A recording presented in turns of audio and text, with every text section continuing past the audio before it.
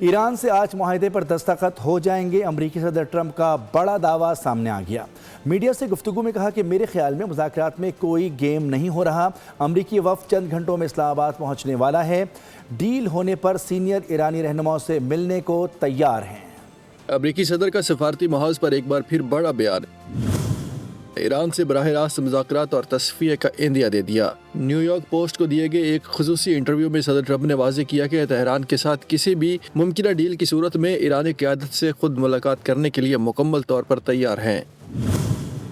انہوں نے کہا اگر ایرانی قیادت دانش مندی کا مظاہرہ کرے تو ان کے سامنے ایک عظیم اور خوشحال مستقبل موجود ہے، تاہم ان کی یہ خواہش ہمیشہ برقرار رہے گی کہ ایران کبھی بھی جوہری ہتھیار حاصل نہ کر سکے۔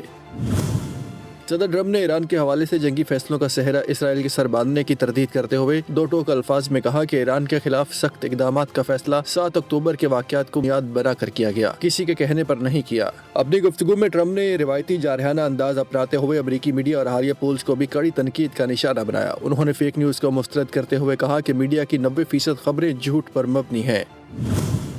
ٹرمپ پر امید ہے کہ ایران کے معاملے پر بہترین نتائج سامنے آئیں گے اور وہ اپنی شرائط پر خطے میں ایک نئی تاریخ رقم کریں گے۔